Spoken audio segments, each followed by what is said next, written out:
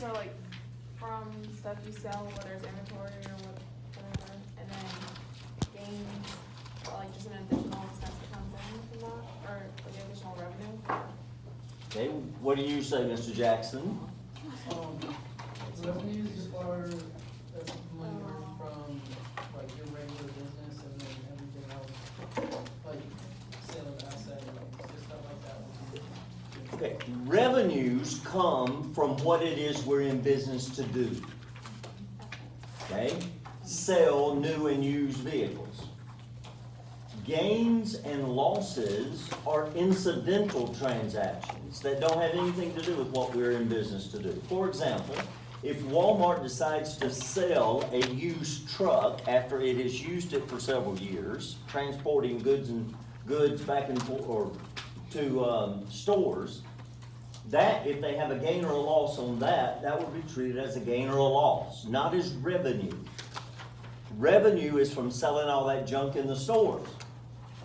Okay, so they're asking us here, should Kawasaki Jeep record the sale of the used Jeeps as revenue or as a gain? What should it be? As revenue, because it says they sell both new and used vehicles. So that should be as a revenue, not as a gain. Number two, one of the main indicators of whether control has passed to the customer is whether revenue has been earned. Is this statement correct? No. No. We had indicators that were talked about, I believe, on page 3 of our class notes. Indicators that control has passed are on page 3. There are 5 of them, but none of them say, has the revenue been earned? So that has nothing to do with it. Number 3, one of the 5 steps in determining whether revenue should be recognized is whether the sale has been realized. Do you agree? No, that is not one of the 5 steps. Has nothing to do with it. No.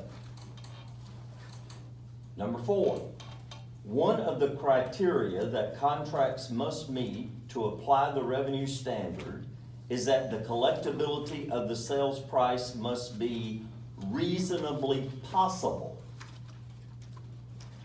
Is that correct? Okay. Look on page 2 of your class notes. Under number 1, what is letter E say? Probable. Collectability must be probable, not reasonably possible. And then number 5, many believe that the distinction between revenue and gains is important in the financial statements. Given that both revenues and gains increase net income, why is the distinction important?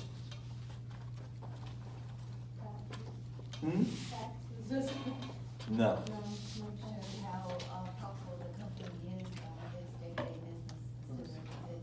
What it's in business to do.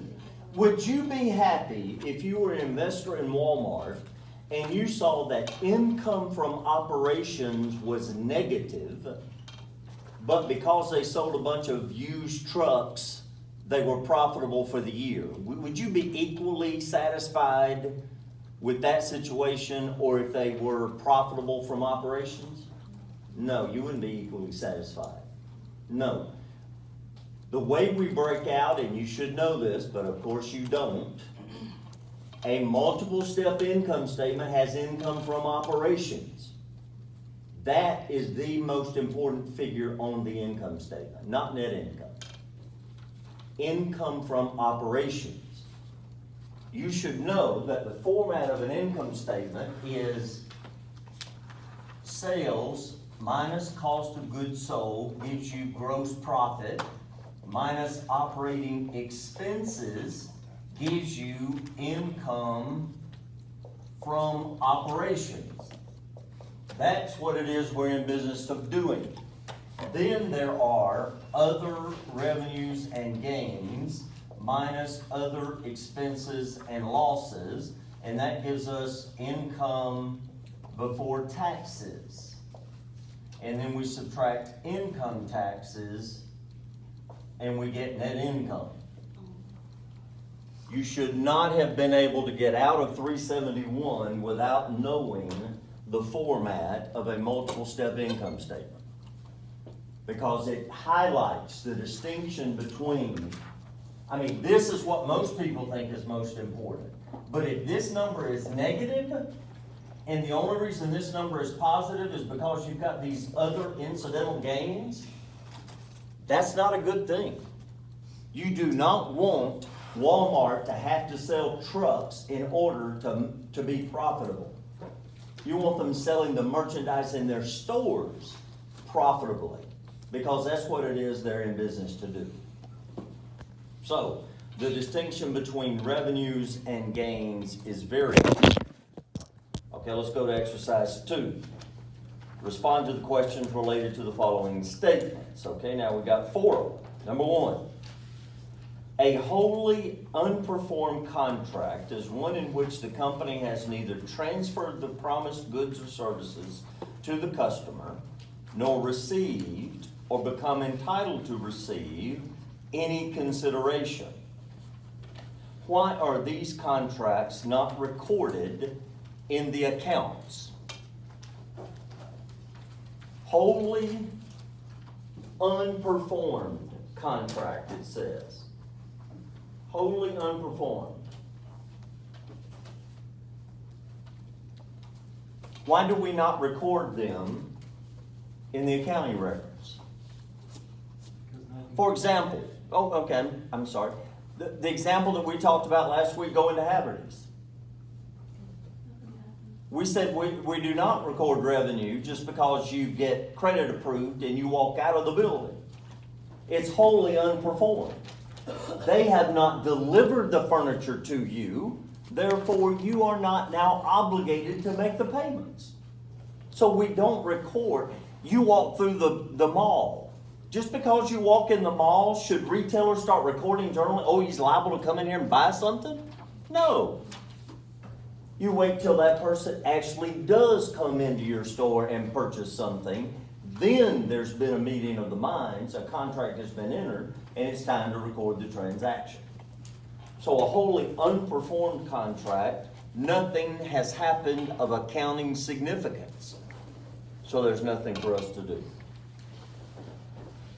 Number 2, performance obligations are the unit of account for purposes of applying the revenue recognition standard, and therefore determine when and how revenue is recognized.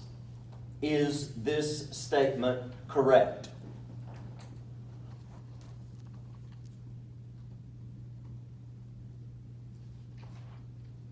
That was a question. Yeah, because performance obligations.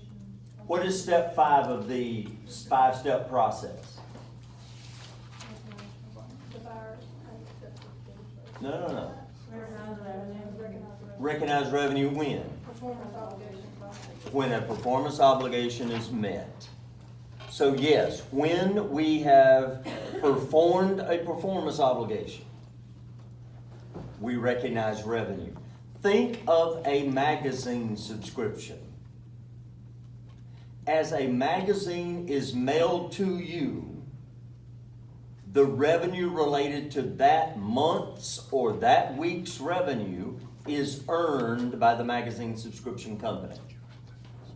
As that performance obligation is met, providing you with the magazine or the newspaper, that's a performance obligation.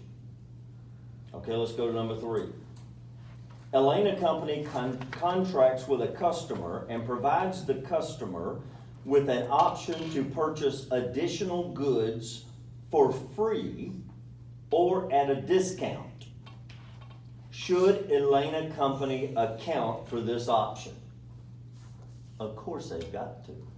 If you allow that, it will have to be accounted for somewhere, and you'll see when we do some of the homework how that is done.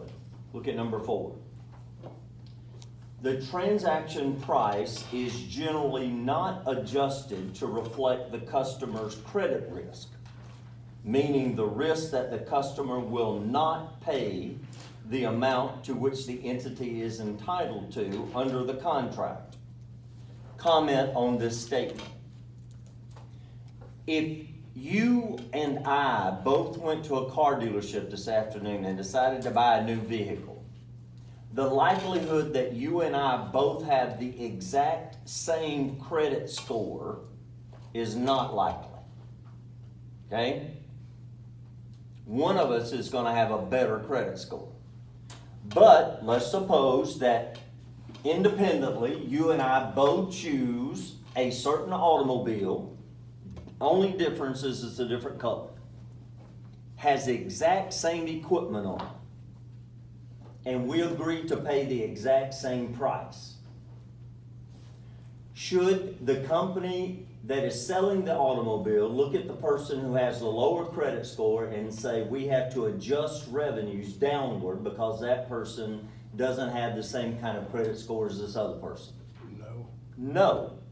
Why? Because we assume collectability is probable unless we have evidence to the contrary. So, and if it's probable, it does not matter that one has an 820 credit score and one has a 780 credit score.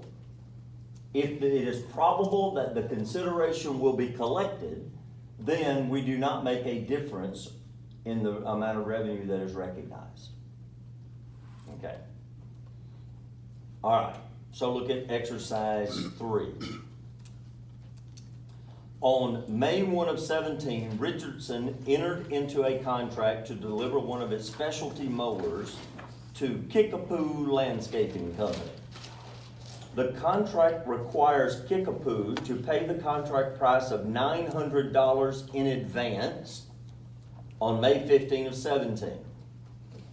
Kickapoo pays Richardson on May 15 of 17, and Richardson delivers the mower with a cost of $575 on May 31 of 17. A, prepare the journal entry on May 1 for Richardson, on May 15 for Richardson, and May 31 for Richardson. Okay, so let's go back.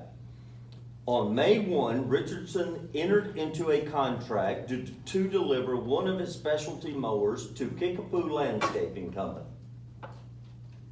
The contract requires Kickapoo to pay the contract price of $900 in advance on May 15 of 17.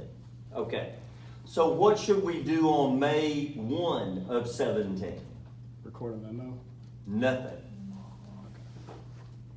We haven't delivered. They don't owe us anything.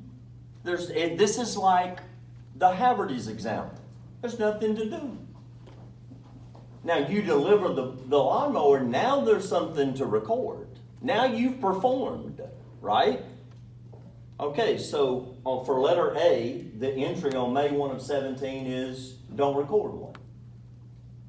Letter B says on May 15 of 17, what would you do when when Kickapoo pays the contract price of $900 in advance?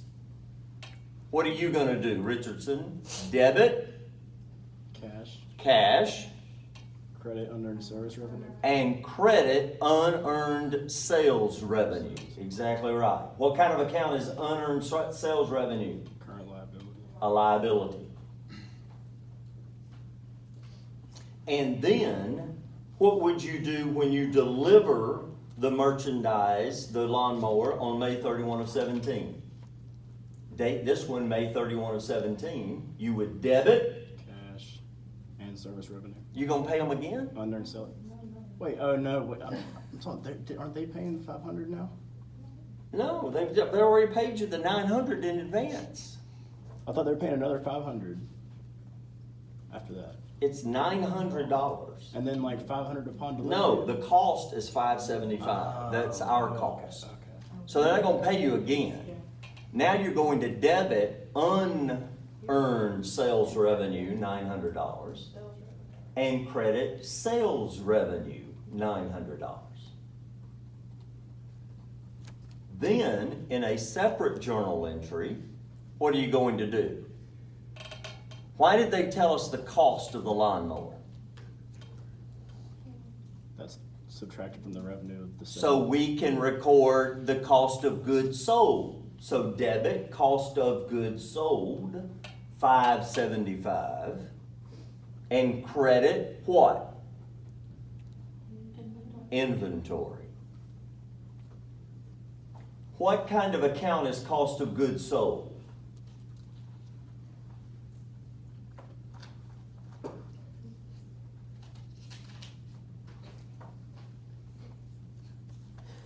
Okay, what are our choices? There's all of 6.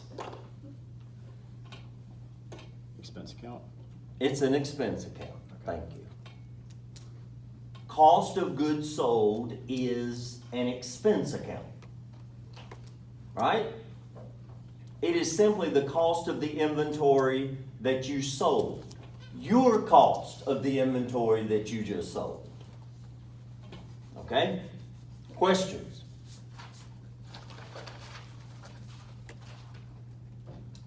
Exercise 4, top of page 1035. Jupiter Company sells goods to Danone by accepting a note receivable on January 2nd of 17. The goods have a sales price of $610,000, cost of $500,000. The terms are net 30. What does that mean? That means the net amount is due in 30 days. If Danone pays within 5 days, however, it receives a cash discount of $10,000.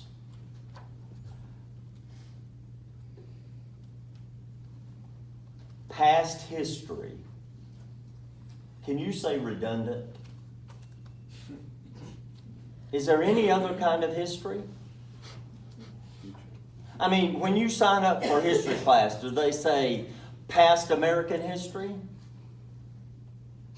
Or isn't history the past? There are 3 people who are authors of this book, and there are editors of the book. This book is in the 16th edition.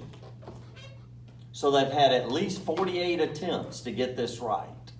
And they still call it past history.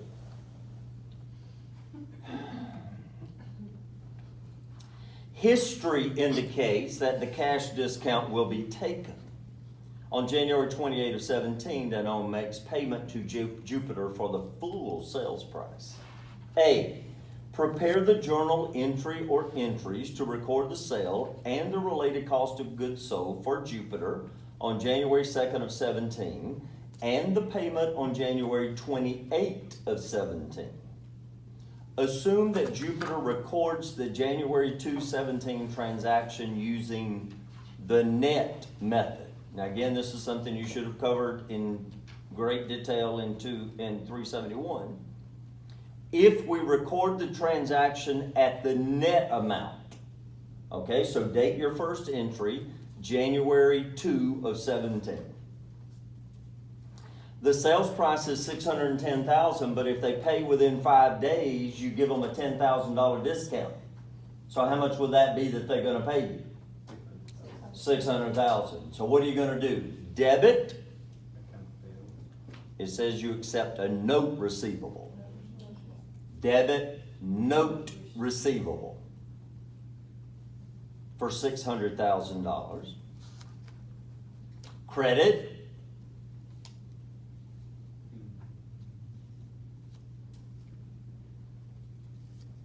Sales revenue, $600,000. It's time to recognize the revenue. You sold it to them. Now you're going to do what? Immediately debit cost of goods sold and credit inventory for your cost, which is $500,000.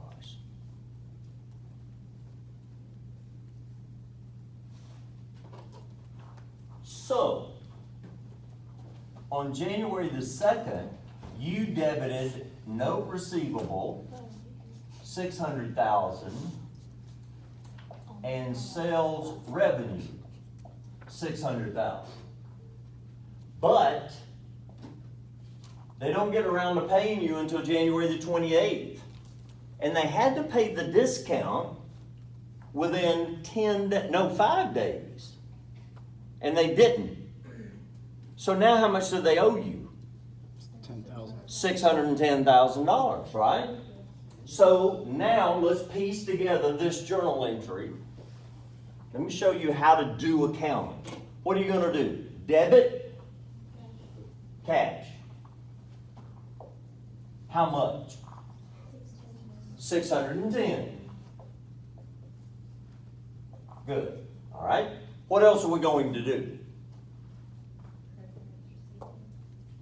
Credit notes receivable. Credit. So skip a line. Credit notes receivable. How much?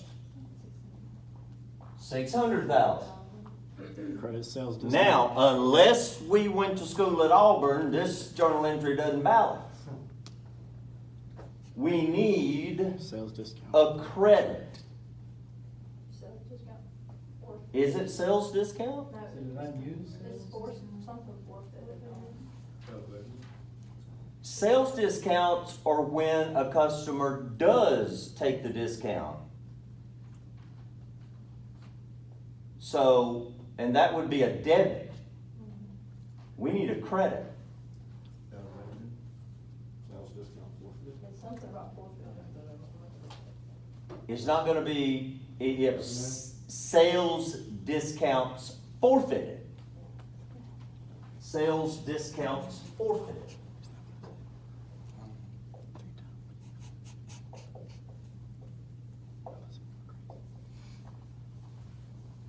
Now, I got a question for you. Where will that sales discount forfeited show up in your financial statements?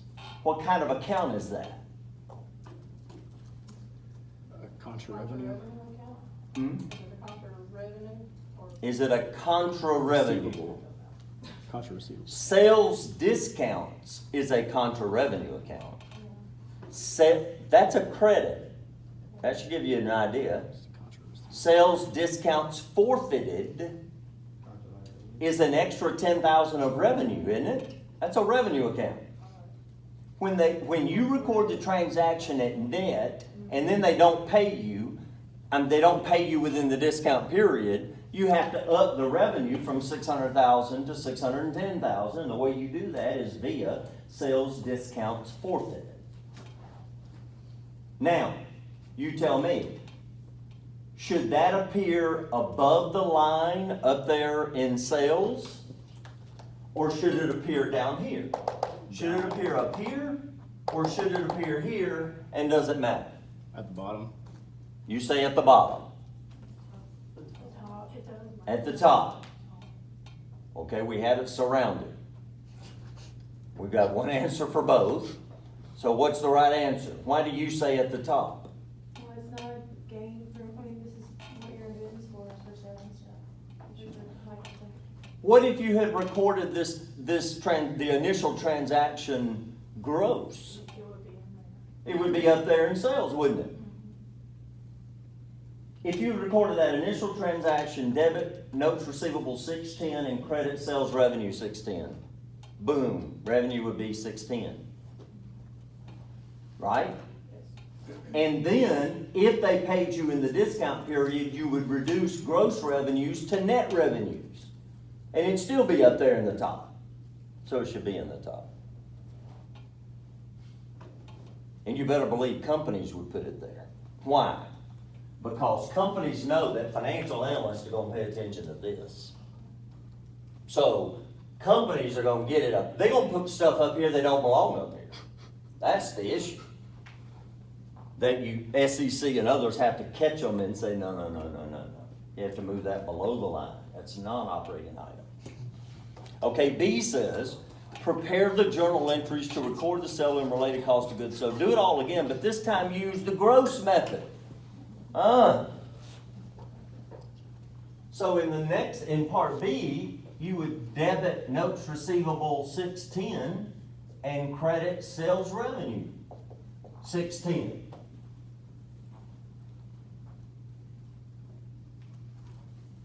Didn't say you paid.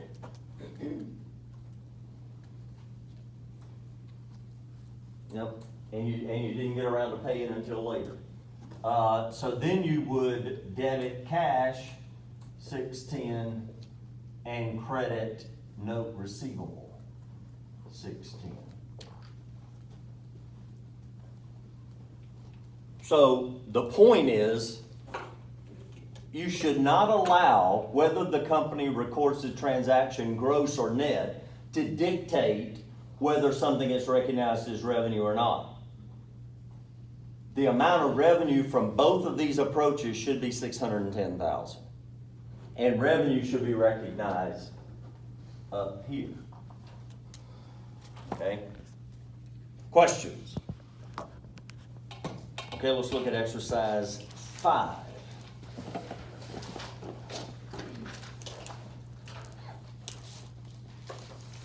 Jeff Hune, president of Concrete Always, agrees to construct a concrete cart path at Dakota Golf Club.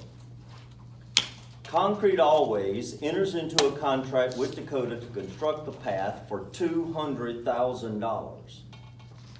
In addition, as part of the contract, a performance bonus of $40,000 will be paid based on the timing of the completion. The performance bonus will be paid fully if completed by the agreed upon date. The performance bonus decreases by $10,000 per week for every week beyond the agreed upon completion date. Jeff has been involved in a number of contracts that had performance bonuses as part of his agreement in the past. As a result, he is fairly confident that he will receive a good portion of the performance bonus. Jeff estimates, given the constraints of his schedule related to other jobs, there is a 55% probability that he will finish on time, a 30% probability that he will finish 1 week late, and a 15% probability that he will finish 2 weeks late. Are you with me?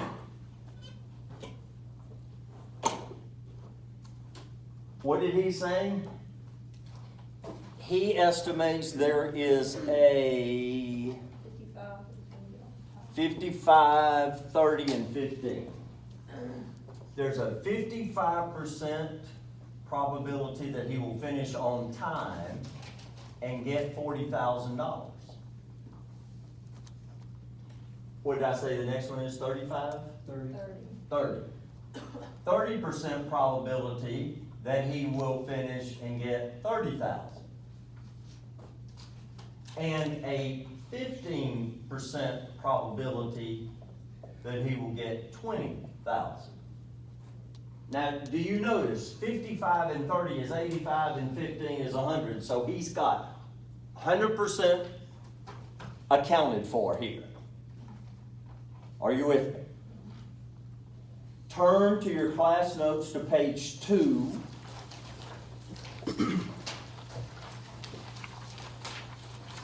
And look at determine the transaction price.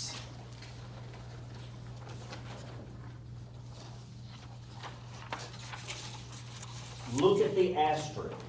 There may be situations in which the contract may call for variable consideration. In this case, companies should use either the expected value, a probability weighted amount. Well, here's the probability weighted amounts, or the most likely amount in a range of possible amounts to estimate the variable consideration, and we'll show you that one in a minute. Okay, so first of all, what is it? $200,000 is what he's going to be paid just to do the thing. Okay, so $200,000 he's going to be paid, but we need to figure out how much we're gonna record the transaction for initially. Well, what is 55% of 40,000? 22,000. Say it again. 22,000. Thank you. And 30% of 30,000 is 9,000, and 15% of 20,000 is 3,000? So 22, 31, 34, 234? Are you with me? A. Determine the transaction price that Concrete Always should compute for this arrangement. We should record it at 234,000. Probability weighted amount. All right? Yes, sir?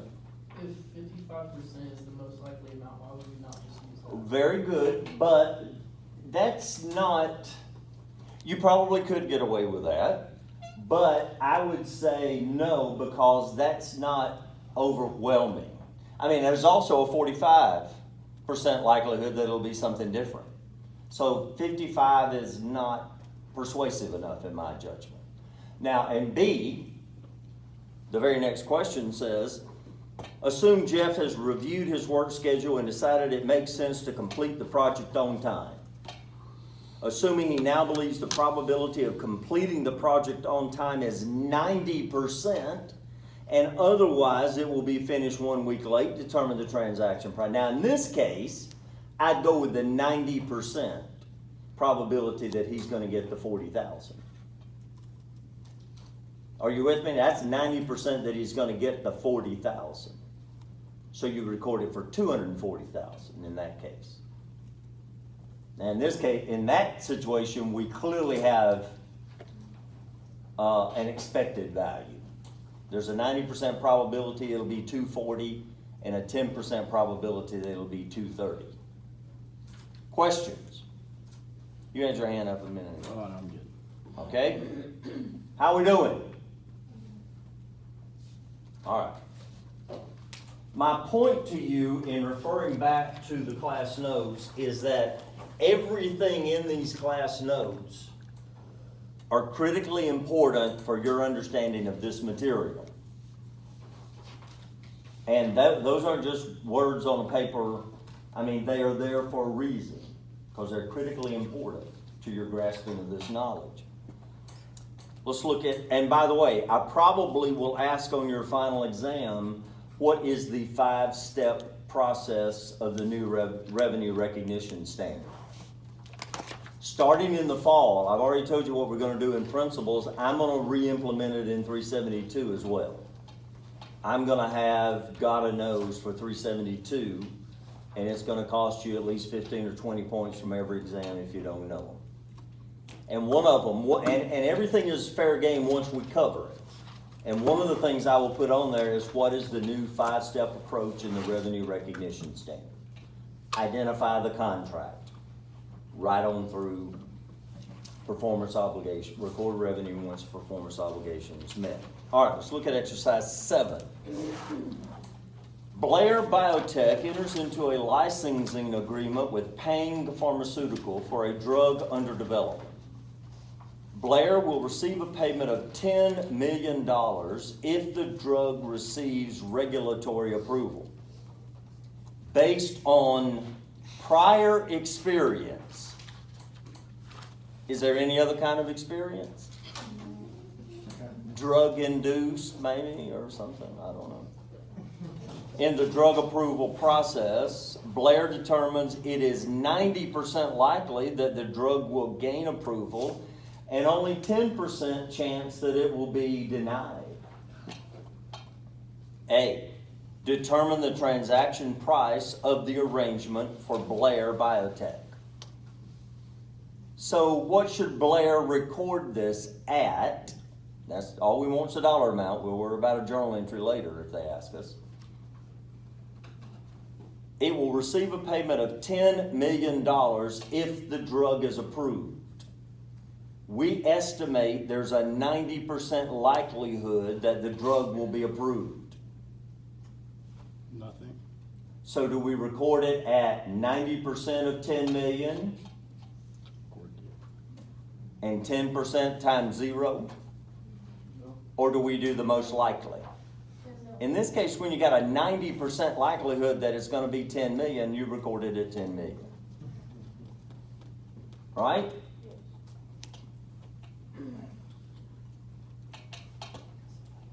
Okay, now look at B.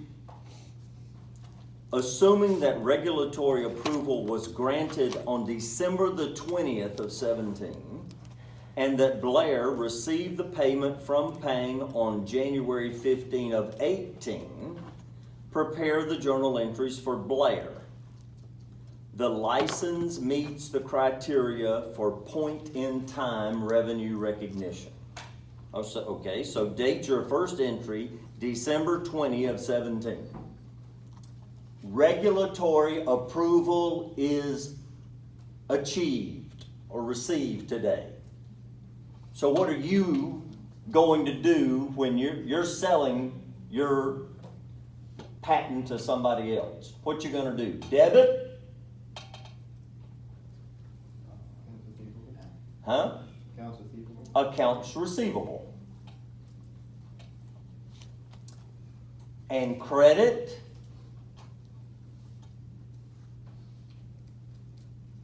Licensing revenue.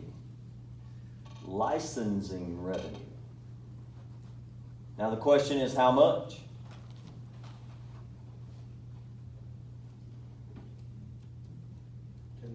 $10 million.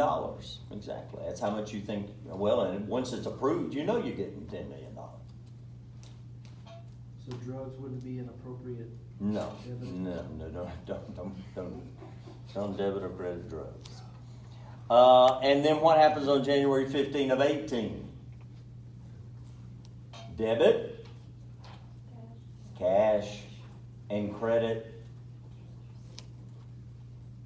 account receivable. $10 million.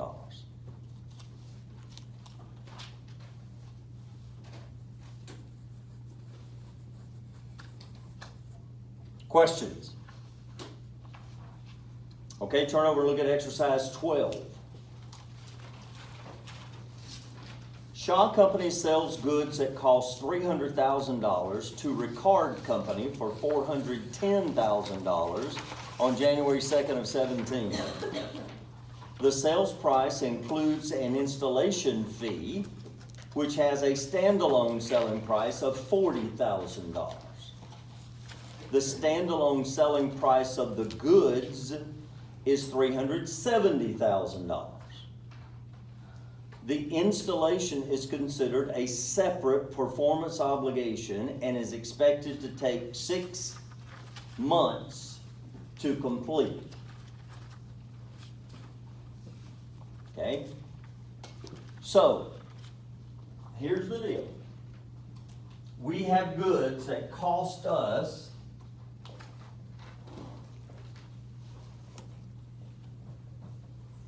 $300,000 that we are selling to somebody for $410,000. The sales portion, we say, is $370,000, and the installation portion is $40,000. Right? And the installation is going to take us 6 months. So, turn to page 2 of your class notes.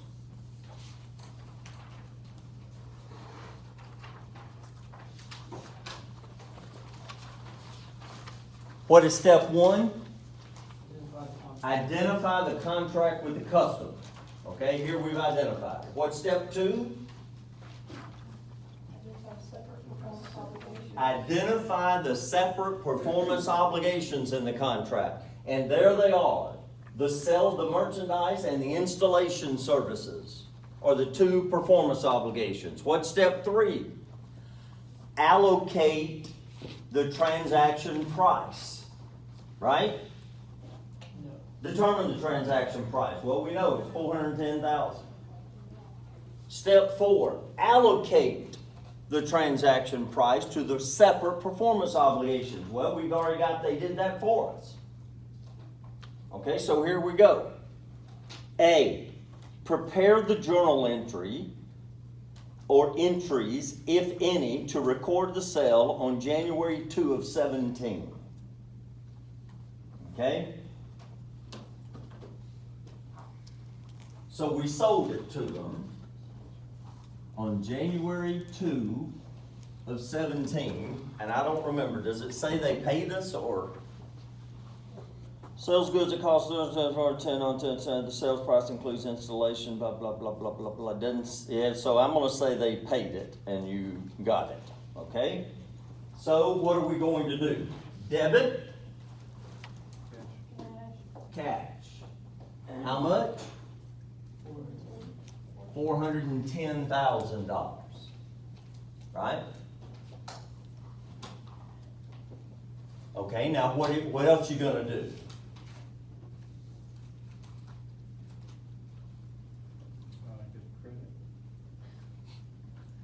What? Sales revenue, Huh? your sales revenue, Okay, sales revenue. How much? 370. 370.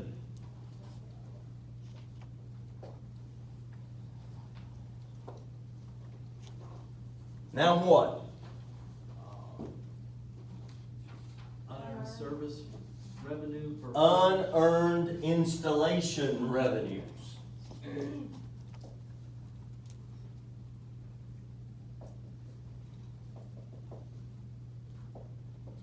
$40,000. Very good. Because they paid it, but you haven't performed the service, so it's unearned at this point.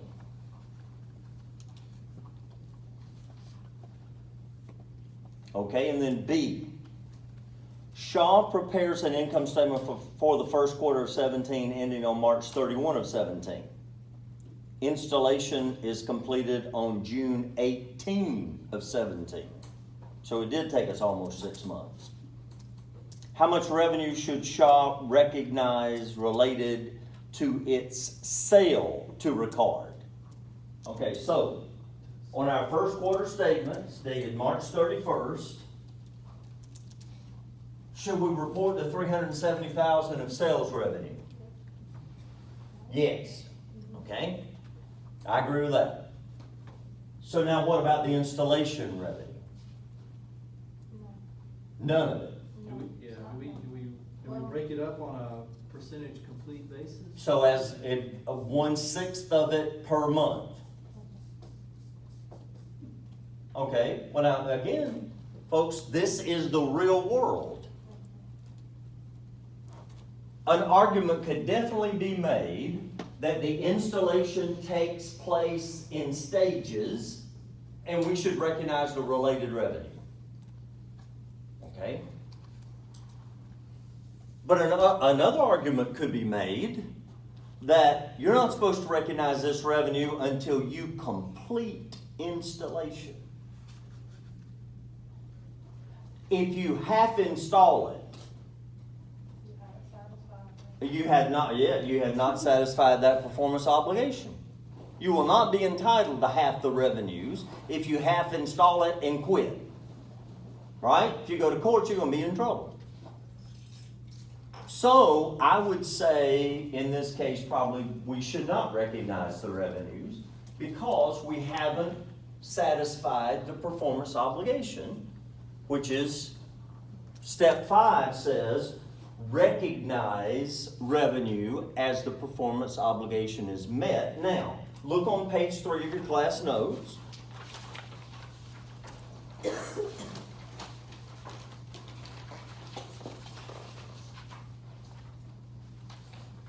Indicators that control has passed. Now, they have the equipment, but it hasn't been installed yet. So they can't really use it, can they? A is an indicator that control has passed. The right to the payment for the good or the service. Well, you have a right to the payment for the goods, but not the service. The seller has transferred legal title to the good or service. The seller has transferred physical possession of the good or service. Yeah, you got the thing.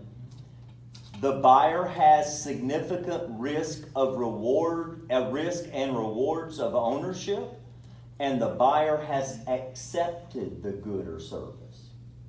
No, they want it completely. I mean, imagine you're Providence Hospital and you buy some kind of special, the Mitchell Cancer Institute has some real expensive equipment in it that's used for cancer research. But suppose a machine needed a special kind of foundation in order to work properly. And you bought that machine, and part of the agreement was that that company would come in and design and put in that foundation. And what they do is they just come out there and bring the machine and drop it off and leave. Have they performed their obligation? No. Even though you've got physical possession. But has number 5 been met? Have they accepted it and said, you've done what you were supposed to do? No. No. So, see why I think it's going to be a lot of lawsuits having to do with this revenue recognition guidance. All right, let's look at exercise 13. Crankshaft company manufactures equipment. Crankshaft's products range from a simple automated machinery to complex systems containing numerous components.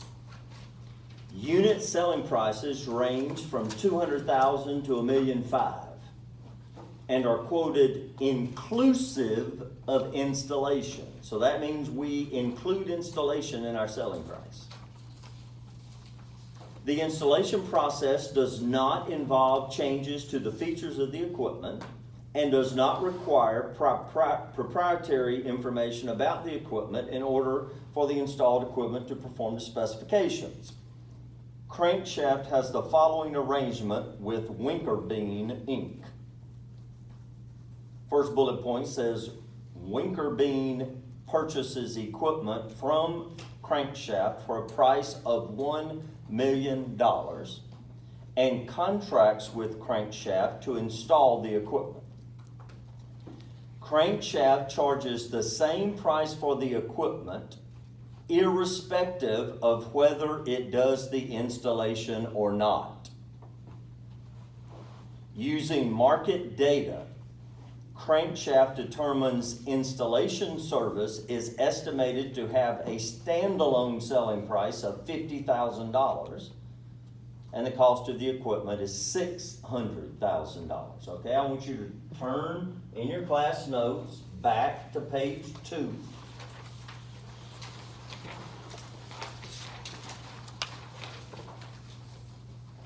Looking at step 4 at the bottom of the page, allocate the transaction price to the separate performance obligations. It may be necessary to allocate the transaction price to multiple performance obligations.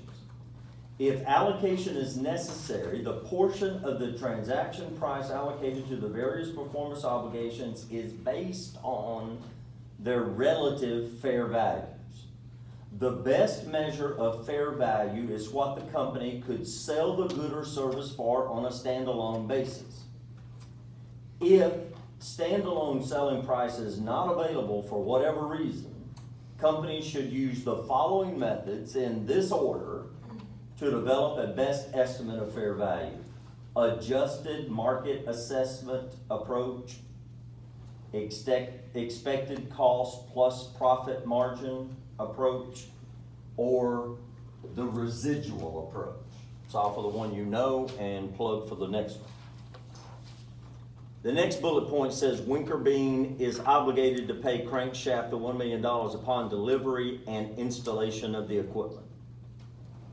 Crankshaft delivers the equipment on June 1 of 17 and completes the installation of the equipment on September 30 of 17. The equipment has a useful life of 10 years. assume that the equipment and the installation are two distinct performance obligations which should be accounted for separately. A, how should the transaction price of $1 million be allocated among the service obligations, or the performance obligations is what they should say. Well, a price of $1 million, and we charge the same whether we install it or not, and they're saying the standalone selling price of the installation is $50,000. What are you gonna do?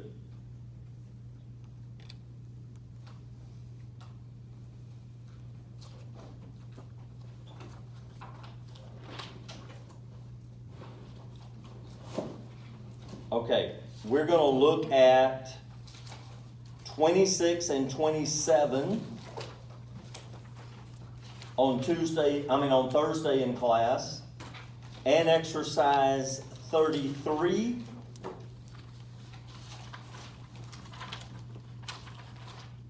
And problem 9 in class. I want you to do problem 3 and problem 4 for Thursday. Okay? So we'll wrap up 18 on Thursday and move into chapter 19. So bring your chapter 19 class notes.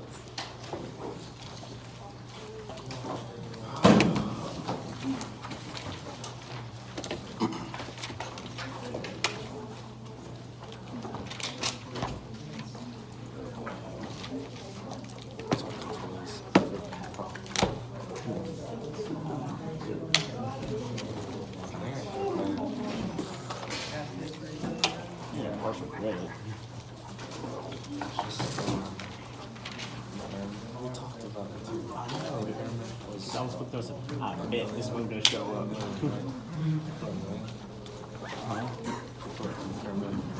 Look, Herman, 400,000. Look at carrying value minus the How come we didn't have any? carrying annual days. Because you had multiple choice. And fair value is 3. See, I can't put everything on every exam. 400,000. Practice so much. Oh, see, you tried to outwit me and guess what was gonna be on the exam. It was on there in the spring, wasn't it? Huh? It was on there in the spring, wasn't it? Probably. Salty about that one. Julia Forrest.